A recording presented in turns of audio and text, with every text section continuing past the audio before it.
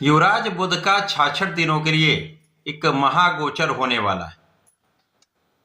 प्रिय दर्शकों, लंबी अवधि के पश्चात बुध किसी राशि में 66 दिन रहने वाले हैं।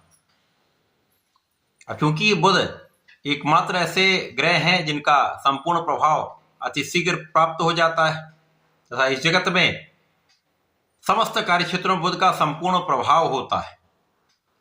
बुध के बिना कोई कार्यक्षेत्र संभव ही नहीं, क्योंकि जहां पर वाणी है, जहां पर ज्ञान है, जहां पर शिक्षा है, जहां पर बुद्धि है, जहां पर गणनाएं हैं, वहां पर बुध है।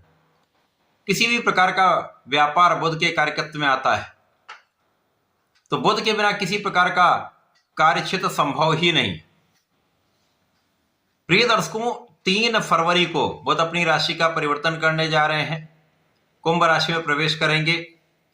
अब कुंभ राशि शनिदेव की राशि है, जहां पर ये मित्रवत भाव में होकर बलवान होंगे और यहां पर ये 66 दिन गोचर करने वाले, अर्थात 10 अप्रैल तक इनका गोचर काल रहने वाला है।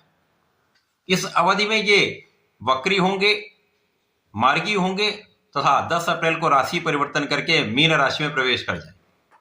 तो जो 66 दिनों का समय लंबी अवधि के बाद ये आया है, इसमें कई ग्रहों के साथ इनका योग बनेगा, कुछ विशिष्ट परिणामों की प्राप्ति होगी, परंतु ये पूरा गोचर काल इनका राहु के साथ ही बीतने वाला है। अब राहु जो सर्वाधिक नकारात्मक ग्रह भी हैं, बुध के साथ यद्यपि ये मित्रवत भाव में होते हैं, परंतु जब भी ये अति निकट होते हैं तो जड़ दोष बन जाता है। तो यहां पर कुछ अच्छे परिणामों की प्राप्ति भी होगी, परंतु कुछ समस्याएं भी अवश्य होंगी। जय श्री गणेश। नमस्कार, मैं आचार्य संजय द्विवेदी। मेरे समस्त प्रबुद्ध दर्शकों का मेरे चैनल पर हार्दिक स्वागत है। प्रिय दर्शकों, आज मैं युवराज बुध के राशि परिवर्तन, 66 दिनों का उनका गोचर काल, उस गोचर काल से प्राप्त होने वाले लाभ का अथवा गोचर काल में उत्पन्न समस्याओं का क्या निवारण है, संपूर्ण विश्लेषण मैं पूर्ण तर्क के साथ करने जा रहा हूं। प्रिय दर्शकों, इस राशि फल को आप अपने लग्न तथा राशि दोनों के अनुसार देख सकते हैं। आज मैं तुला राशि के लिए बुध के इस राशि परिवर्तन का किस प्रकार का परिणाम मिलेगा। अब तुला राशि शुक्राचार्य की राशि है, शुक्राचार्य बुध का अति मित्र का भाव है। अब मित्र की राशि में होकर कुछ विशेष परिणामों की प्राप्ति अवश्य होगी। साथ ही साथ इन 66 दिनों के गोचर काल में शुक्राचार्य के साथ भी इनका युति प्रभाव प्राप्त होगा। यहाँ पर सूर्य के साथ भी इनका योग बनेगा, मंगल के साथ भी योग बनेगा। इस प्रकार से कुछ विशेष प्रभाव प्राप्त होने वाले हैं। फरवरी माह में 8 फरवरी से लेकर 18 फरवरी, इसी प्रकार से मार्च माह में लगभग 8 से 10 दिन अत्यंत कष्टकारी भी हो सकते हैं, क्योंकि यहां पर पूर्ण रूप से जड़ दोष का प्रभाव प्राप्त होगा। और जब जड़ दोष होता है तो उसका अर्थ है जो स्थिति है वैसी की वैसी बनी रहेगी, कोई प्रगति नहीं होती है। बुध का जो भी कार्यकत्व है वो क्षीण हो जाता है। इसी प्रकार से नए अवसर नहीं मिलते, लाभ की मात्रा वैसी रहती या लाभ भी उतना नहीं प्राप्त होता जितना आप प्राप्त कर पा रहे हैं या प्राप्त कर सकते हैं, या आपकी जितनी क्षमता है उसके अनुसार प्राप्त नहीं हो पाता। तो ये समस्या का समय रहने वाला है। प्रिय दर्शकों, वक्री काल जो बुध का आने वाला है उसका तथा मार्च में जो विशेष स्थितियां बनेंगी उसका एक अलग वीडियो में देने वाला। तुला राशि के लिए बुध आपके भाग्य तथा द्वादश के स्वामी। अब इनका गोचर आपके पंचम भाव में आरंभ हो रहा है। पंचम भाव जो कि ज्ञान का है, शिक्षा का है, प्रज्ञा का है, विवेक का है, संतान का तथा प्रेम का है। बुध का यहां पर गोचर जब तक ये जड़ दोष में नहीं होंगे तब तक अति विशेष होगा, क्योंकि भाग्य का स्वामी ज्ञान के भाव में, यहां पर भाग्य का साथ भी मिलता है। कुछ अचानक प्रगति हो जाती है, अचानक ही कुछ ऐसे अवसर आपको मिल जाते हैं जिसमें आप सफलता की प्राप्ति कर जाते हैं। इसी प्रकार से यहां पर बुद्धि कुशाग्र रहती है, क्योंकि यहां पर विशेष योग गुरु के साथ बन रहा है।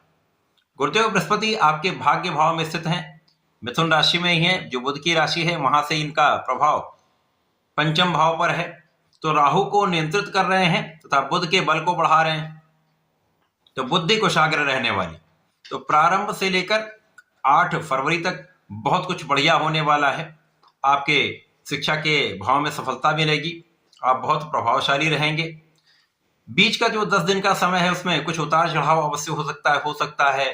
किसी कारणवश आप उतना परिश्रम ना कर पाए, या किसी कारणवश आपका मन भ्रमित हो जाए, उतना अच्छा आत्मबल ना हो, या किसी प्रकार का भय आपके मन में आ जाए। परीक्षा का भय हो सकता है, पढ़ाई का भय हो सकता है। तो ये जो भय है ये कहीं ना कहीं आपके तनाव को भी बढ़ा सकता है, या मन को आपके डिविएट कर सकता है, मन को भ्रमित कर सकता है। तो इससे बचना है। जो जातक अपने कार्य क्षेत्र में है, नौकरी में है, व्यापार में है, किसी प्रोफेशन में है, उनके लिए भी लाभ की स्थिति प्रारंभ में बहुत अच्छी होगी और 18 फरवरी के बाद पुनः लाभ बहुत बढ़िया हो जाए। लेकिन बीच का जो समय है उसमें कुछ अवरोध या मन के अनुसार आपका लाभ ना प्राप्त हो, या परिश्रम आपने पूर्ण किया लेकिन उसकी सफलता उसके अनुपात में कम मिली, तो ये कहीं ना कहीं आपके तनाव को बढ़ाने वाला होगा, समस्या को बढ़ाने वाला होगा। तो ये कहीं ना कहीं एक समस्या का समय है। जब सूर्य के साथ इनका योग बनेगा उस समय आपका नेतृत्व बहुत अच्छा हो जाएगा, आपका बुद्धि बल, साथ ही आपका ऊर्जा का प्रवाह, आपका आत्मबल बहुत बढ़िया रहने वाला, जिसके कारण आप अपने समस्त कार्य क्षेत्रों में आगे बढ़कर लीड करेंगे। और जब आप नेतृत्व करते हैं तो उस समय आपके अंदर ज्ञान भी होता है, आपकी बुद्धि बल भी अच्छा होता है, तो आपके अंदर ऊर्जा का श्रेष्ठ प्रवाह होता है। क्योंकि यहाँ पर गुरु का प्रभाव भी मिल रहा है तो आपकी शासन क्षमता भी बहुत अच्छी होगी। तो आप जिस भी क्षेत्र में हैं वहां पर आप इनिशिएटिव लेकर आगे बढ़ने पर। इसी प्रकार से शिक्षा के क्षेत्र में, ज्ञान के क्षेत्र में वृद्धि का योग बन रहा है, सफलता अवश्य आपको प्राप्त होगी। जिन जातकों का एग्जाम, परीक्षाएं फरवरी से मार्च माह में है तो कुछ समय उनके लिए अवश्य समस्या कर सकता है, परंतु बाकी के समय इनका बहुत अच्छा है। अब भाग्य भाव पर भी राहु की दृष्टि का प्रभाव है और भाग्य के स्वामी के साथ राहु का योग है। तो जब तक ये जड़ दोष नहीं होगा, अचानक भाग्य का साथ आपको कुछ बड़े लाभ कराने वाला है, चमत्कारिक लाभ दे सकता है। और यहीं पर जब ये जड़ दोष में आ जाएंगे तो भाग्य को ब्लॉक कर देंगे। तो आपके बड़े परिश्रम के बाद भी जब भाग्य का साथ नहीं मिल पाता तो उतनी सफलता भी नहीं मिल पाती।